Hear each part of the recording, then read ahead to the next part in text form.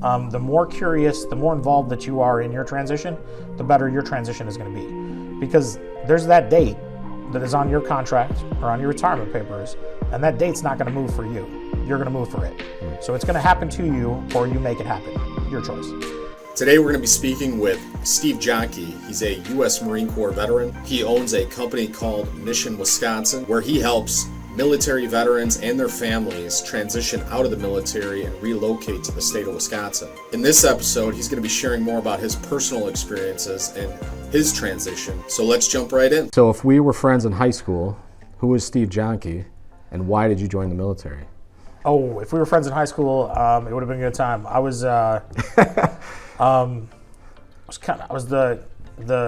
jock, right? Like I was in football, basketball, baseball, played all the sports.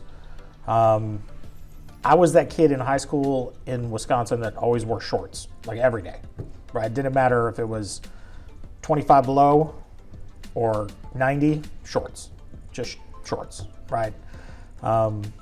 And you know, maybe a little bit of a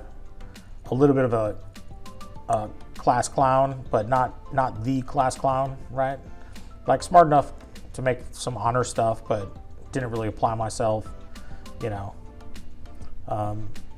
C's stand for CEOs, right? So that was kind of me in high school, right? Like if we were hanging out, I was friends with everybody, but probably if we were hanging out, you know, it was more like because of the sports thing, those type of things. Yeah. Sure. And I was in forensics as a kid. You know, in high school, I took forensics. My mother made me, actually. She made me do it. And extemporaneous speaking was what I did. So that has served me well later in life, because now I'm just full of shit. So, but at least it's structured full of shit. Sure. Yeah. So what gave you or why did you join the military? Since you sounded like you had everything going for you. C student. I mean, so I got accepted into college. I got accepted by Cornell, Platteville, UW-Madison, and I went to UW-Platteville to be dairy science, right? My family owned a dairy farm, so that's what I was going to do. I quickly got to college, realized that there was beer and Nintendo, and classes were optional. I mean, like, this is 91. No, this isn't like 95. And I felt like I was smart enough not to try. Like I got through high school that way, right? So in college, that's not true. Wildly not true. But they didn't get my tuition check the second semester. So I had a buddy that was a delayed entry program, Marine, and he called me up one day on winter break and he's like, hey, you want to go down and you want to go to Portage, right? So Portage, Wisconsin is like 26 miles from where we live. It's about a 30-minute drive, and of course, in the strip mall there was an Armed Forces recruiting center, right, and had the Marine Corps recruiter in there. You know, probably, I mean, he actually was a field artillery guy who dipped too much and probably drank too much Jim Beam on the weekends, right? But recruiter nonetheless. And I said, yeah, man, and we're taking that 30-minute drive. I didn't take the ASVAB in high school, so I didn't, you know, I had never thought about the military. And I was kind of, you know, contemplating over that winter break, I was going to have to re-register for all my classes at Platteville. And I had a pretty sweet schedule. Like my school day didn't start on Mondays until like 2, and I was done at 4, Monday Night Football, right? And then Tuesday, it didn't start until like 11. And then on Fridays, I was done at like 10 in the morning with, you know, so I had a really nice schedule laid out. And I was going to have to re-register for all those classes, and I knew those classes weren't going to be there. Even for the second semester. So I was like, shit, what do I do? But really what I realized was I needed a little bit of structure, discipline, and, you know, like some of those boundaries, you know, like some of those things that I just wasn't going to get in college. Mm-hmm. So during that 30-minute ride, I decided that, one, I didn't tell anybody, right? There was no conversation prior to. It was just in the car ride on the way to the recruiter's office. My buddy asked me, he goes, you're not going to enlist, are you? I was like, no, dude. Like, there's no way. I didn't even take the ASVAB in high school. We got to the strip mall, walked in, he introduced me. I said, my name's Steve, and I want to join, and I'm going to go with him. And the recruiter thought, like, it was like April Fool's Day, right? Like, this never happens. It might happen more than I think, but he goes, this is a joke, right? And I'm like, no. And my buddy's looking at me like, what are you talking about? And the recruiter goes, he leaves in 22 days. I said, perfect. He goes, can you run? I was like, yeah. Are you smart enough to pass the ASVAB? I was like, yeah, I can do that. And he's like, can you do pull-ups? I said, sure. He goes, all right, like, you do the practice ASVAB, I'll talk to Tim, and then when that gets done, we'll get the papers started. So that day I signed, and I was in MEPS a week later to do the processing, the entrance stuff, because you still had to, get through that. And then 22 days later, I was standing on the yellow footprints at MCRD San Diego, right? Like, Yep. Yeah. Been there. Like life-changing, that moment where you're like, oh, fuck, I did that. This was not the best idea. No, it was fantastic. It was one of the best decisions I ever made. That's fantastic. Yeah. What'd you go in as? I went in, believe it or not, I told the recruiter that I wanted something that had no practical application in the real world. Those were like my exact words, because I met him in the fleet, and he actually laughed about that. So he goes, I'm all out of infantry slots for, I think, February or whenever I went. He goes, how do you feel about field artillery? So, no idea what that is, but sign me up. Sounds good. So I ended up in fire direction control. I was a 0844 in the Corps in field artillery. So I did like the 3 months at Fort Sill doing the training there, and then I was stationed in Kaneohe Bay, Hawaii. And then I UDP'd twice. I know. I was like, if I'm going to do this, I'm going to do this right. Yeah. And then I UDP'd twice to Okinawa, Japan. 6 months the first time, and then 7 months the second time. And then. So that's very interesting to me, and there's a reason why I asked you that, is because what was it like for you to transition out? Was it difficult for you to find a job or a career or to start your business? Oh, actually, I had one of the easiest transitions ever out of the Marine Corps, because I was at Camp Pendleton in the separations platoon. Getting out, I got my plane ticket. I don't know, it was like that Friday or whatever it was. I got picked up by my family at Dane County Regional Airport, and that night I was milking cows, right, on the family farm. And over the next 15 years, I became a co-owner of the farm. So from that day to 15 years later, when we stopped milking cows, like there was no other plan. That was it. Like, I wanted to be a dairy farmer, and I figured the best way to be a dairy farmer was to be a dairy farmer, and then you could learn from the people that had done it before, right? Ask questions, you can always pick up classes, those type of things. So that's what I came out to do. So my transition was wildly easy out of the Marine Corps. However, my transition from dairy farming to like the real world, from physically moving manure to verbally doing it, that's a whole different thing. So it took me, like, I started to have the idea around 08, 09 that farming was probably not going to be the best thing for my future, just in general, right? Mm-hmm. And that there was going to be other things happening. So I started developing a transition plan then that I didn't execute on until 2014. And then, when I did, it still took me from 2014, I didn't get like my first job in the role that I wanted until 2016. So there was still 16 months of that transition. So when I talk about transition, it's from a personal level, because I have had I've been production assembly, I've been a bartender, and that's a fun one. Sales, if you want to do sales, be a bartender and then do sales during the day. It's fantastic. Just selling bad ideas all night. It's a great way to go. And people are actually coming to see you versus you having to see you them. have a product that they want, Yep. right? Like, it's not sell me this pencil. It's like, sell me this pencil. Okay, can I borrow that pencil? Do you need to write something down? Yes. Well, here's the pencil. Yep. Right? So, from bartending to a receptionist at a hair and nail salon, right? I didn't see that coming. Right. Nobody ever does. To helping to, a tree clearing crew, right? Doing that, driving tractors for other farmers, milking for other farmers, right? Anything I could do just to stay busy, because you got to work. But all of those things were helping me to build my resume, right? And take those experiences to my next gig.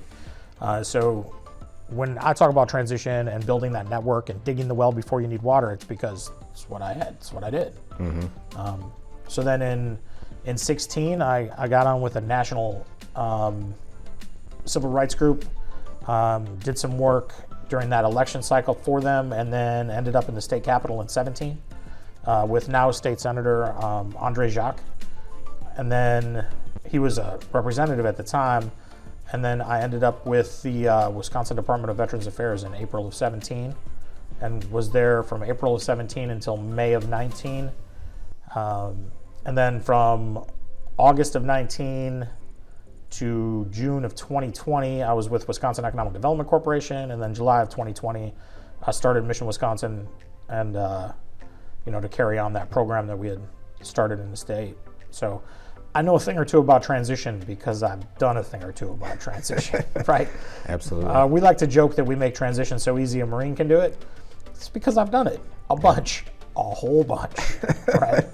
Absolutely. So when you started your business, what was that process like? Was it difficult? I mean, you kind of had a template in place. You already knew what you needed to do, yeah. But the business process side of it, what was that like? It's a lot like transitioning out of the military to a degree, because you kind of know what has to happen, and you know that something's going to happen, but you don't necessarily know the pieces. So one of the things that I did was I talked to probably 75 to 125 different people in my network, and I said, hey, this is what I want to do, right? This is where I want to go. Good idea, bad idea, right? Because rationalization is the second strongest human drive. So I can rationalize anything myself. But I wanted to make sure that some of those folks that knew better were giving me either good advice or bad advice, but like advice, so I could craft all of that. So I built that plan out. But the one thing I didn't think about was being humble enough to know what I didn't know, right? So a website is a perfect example. If you watch TV at all, you're on the internet, they'll sell you a website and say you can have a website within an hour. That is entirely true. That website is going to look just shitty enough to be good, right? And it's not going to work how you want it to work, and and the website is your digital calling card, right? Like that is your business card on the internet.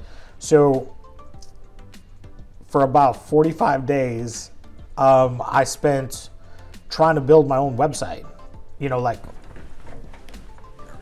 Just got to move. Apparently. So just doing, trying to figure out how I wanted to do it. And it wasn't anything complicated, but I knew what I wanted and I knew how I wanted it to look. And finally, I asked my friends and I said, hey, listen, I can't do this. I just need somebody to help me. And then I found the person that now still does my digital marketing, who built the website. And then from that moment on, I realized, much like I tell everybody going through transition, is it's okay to ask everybody else for help, because you don't need to be good at everything. You just need to be good at the thing that you want to do. And then figure out how you can find people that make you look smarter. Absolutely. Yeah. No, that's a really, really good point. So what are 2 to 3 takeaways that you took away from the military that you think, that you still use today, but that you think help drive your success?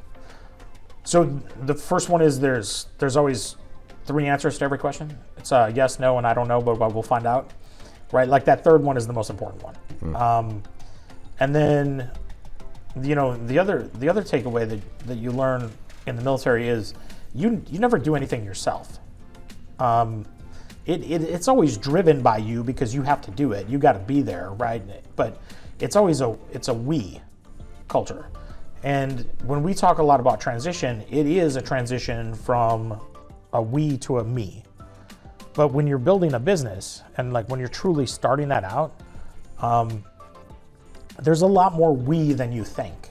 Entrepreneurship is like a wildly individualistic sort of a ride, but knowing that you're not doing it alone really makes it a bit easier.